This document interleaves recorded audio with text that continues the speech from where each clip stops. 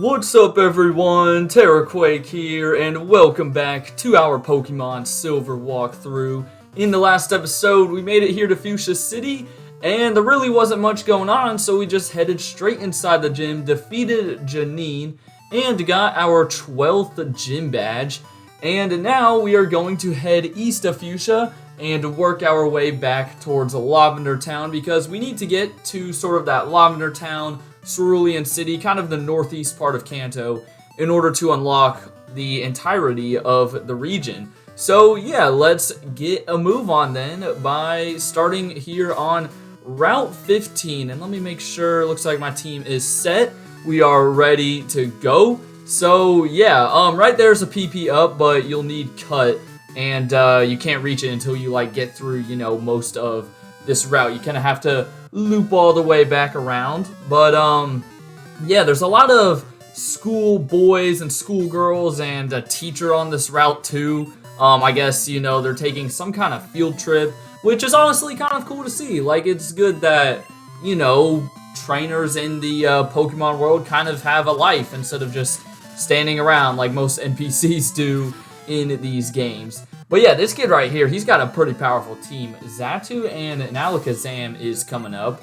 Now, the plan in this video is to get through Route 15, 14, and possibly even 13 if we can. So I'm going to be cutting out a few battles here and there. But yeah, that would be a pretty good little stretch of progress if we can do that. Of course, it all depends on how long are these battles going to take and all that junk. For now, though, Alakazam, no physical defense. You are going to get one shot. There we go. So, yeah, Schoolboy Tommy goes down, and now we can fight his friend right here, who actually has a pretty big team, so I'm cutting this one out. Yeah, that kid had 2 Voltorbs, a Magnemite, and a Magneton. I guess he's a wannabe Lieutenant Surge or something like that. I don't really know. Let's take on the teacher, though. I think there's 2 of them on this route, and they're just, you know, making sure all their kids are not misbehaving. It's kind of cool that we're seeing a teacher trainer class. I remember in Black and White you see that with the little daycare area, but I feel like that's kind of a niche sort of trainer class that you don't see very often. Also, here's an Apom, a Pokemon that you don't see too often, at least in these games. Speaking of Pokemon, the only new one you can get, I think, is Chansey. I can't remember if there were any points earlier in the game where you could get Chansey, but yeah, it's pretty rare on these routes, but you can find it basically in Route 15, 14, and 13. And if you do catch a Chansey, you can then trade with a girl on Route 14 who will give you an Aerodactyl. So yeah, that's how you get access to that fossil Pokemon. So if you want yourself an Aerodactyl, it might take a little while. I'm pretty sure it's like a 1 or 5% chance to find Chansey. Well, that kid had a freaking annoying team. He had 2 Parises, a Poliwhirl, and a Ditto, and I either got fully paralyzed or I missed a rollout with a Azumarill. So yeah, it just took way longer than it needed to be, but that is fine. We're almost done with this route already. You can really tell that, like, you know, I know I've talked about it probably enough already. I'm sure you guys get the point. The Kanto region is a little dumbed down in Gold and Silver, but yeah, you can just tell that there's like a pretty significant amount of, or less amount of trainers on these routes compared to Red and Blue. Almost forgot the names of the original Pokemon games for a second. That would have been embarrassing. My goodness. What am I doing? But yeah, I am currently recording this video on Saturday, even though it's not going to go up till like Wednesday, I think. But I'm going to try and stick to that plan that I talked about in the last episode, which if you didn't hear it, basically I've got school starting this week, and I know my life's about to get like a whole lot busier, so I'm going to try my best to keep up the daily upload schedule, but yeah, I might just back off and do every other day instead, depending on how busy I get. But the plan that I'm going to try to stick to right now is to just record like Monday through Friday videos on the weekend before, and then kind of just edit them and upload them through the week, and hopefully that works, and that is currently what I'm doing right now, as I said, but yeah, we will see. I also got a haircut today, so I'm feeling kind of fresh, you know, always nice to get one of those. And here is Delibird making his debut. Not a good one. Freaking missing Icy Wind. What, is that a 5 or 10% chance? Of course, it would only happen to me, you know. It would only happen to me. But yeah, let's see. That will one-shot, and you know what? He also has a Victory Bell, so we're just going to stay in. This guy's got the whole Bell Sprout line. Schoolboy Johnny. I wonder if these schoolboys, like, compete to see who is the best. I feel like every school in the Pokemon world would do that. Like, all the students would just try and see who the best trainer is. And honestly, looking at the teams, it's got to be Schoolboy Tommy, the first dude that we thought. I mean, Alakazam and Xatu, at least out of the trainers that we just battled, no way any of them are beating him. So, respect to that boy, Tommy. Anyways, we are now done with Route 15, and we are on to Route 14. And as I said, you can cut down this tree and go back to get the PP up from earlier. But yeah, Route 14 is pretty short. We're going to head up this way first, which only has one trainer. And then you will need Cut to access the trade with that lady up there, by the way. But, yeah, so keep that in mind. And yeah, as I said, Route 14 doesn't really have much going on. There's no items, just a few trainers. So that's why I think we can get through all 3 routes in this episode. We shall see, though. We shall see. Oh, you know, we have a pretty cool trainer coming up. The next guy we'll fight has all 3 of the Kanto starters, which is pretty sick, even though I think we've seen them already over in Johto. But still, cool to see that. Better than seeing something like a Psyduck right here that we've already seen. Did we miss a rollout? Or is he just using a berry? Okay, he was just popping a berry. Don't know why a random trainer's Pokemon has a berry. You know you're not allowed to do that, Pokefan Trevor. Come on, man. But there we go, level 42 for Maryland. Yeah, only I'm able to use berries because I'm the main character here. Random NPCs? Psh, no, they're not supposed to do that. That's against the rules. Alright, let's get Azumarill back out from the front, and now Meganium will be able to get some action. And let's take on the dude down here. Actually, wait, you're a bird keeper. That is not a good idea. Okay, change of plans. Sean, get up front. Let's just make this battle 10 times easier. Yeah, let's do it. In Heart Gold and Soul Silver, of course. And I think in Crystal, too, right? Or no, maybe not in Crystal. I'm pretty sure it's just Heart Gold and Soul Silver. But this would be one of the routes that you see Suicune in, and then Yucine would come up and be like, oh my gosh, how is he appearing in front of you and not me? And, yeah, of course in Gold and Silver, though, that's not really a thing. Yucine, I think he's a character in Crystal, right? I'm pretty sure. Except I know in Crystal you find Suicune in, like, the Bell Tower or something like that. Tin Tower, whichever one it is. So, honestly, I haven't played through Crystal very often. I did it for, like, the challenge runs that I used to do over on the main channel. But, I never really went out of the way to get Suicune because I just didn't really need to for the challenge. Anyways, both of this guy's Furos are going to get one shot. Let's go. That was very easy. Also, take a look at the sprite here real quick. Oh, wait, sorry. This is the Bird Keeper, not the Pokefan. I'm sure you guys know this with, like, every Pokefan sprite in the Pokemon games. But they have, like, the random kid that just appears. Like, watch this. We'll walk up to this guy, and he's just going to be standing here by himself. No kid. No kid to be seen. And then once we get into the battle, wait for it, wait for it, wait for it. There's the kid in the Pikachu costume. I mean, where did he come from? Honestly, I don't think I want to even know. So, yeah, let's just fight his team of Kanto starters. And yeah, we're not even 10 minutes in, so we should be able to get through Route 13, meaning in the next episode, I think we'll get through Route 12 and then explore Lavender Town, which Lavender Town actually has a few things going on in there that have to do with the whole, you know, side quest type of thing you have to do in the post game. But the Pokemon Tower is actually not a thing anymore. It's kind of weird because, you know, it's not a thing anymore in these games, and it's not like the Johto region has a quote-unquote graveyard type of area that a lot of Pokemon regions do. So, where do the Pokemon go when they die? Do people just have to bury them in their backyards, you know?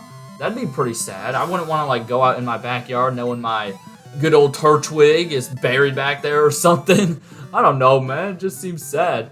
Anyways, that will do it for Route 14. So, yeah, now it's time for one of my least favorite routes in any Pokemon game, Route 13. And I say that because this stupid fence maze is just annoying. It really is. Also, I know there's a hidden calcium somewhere in this route. It's in one of those gaps between the fences. So I need to watch out for that.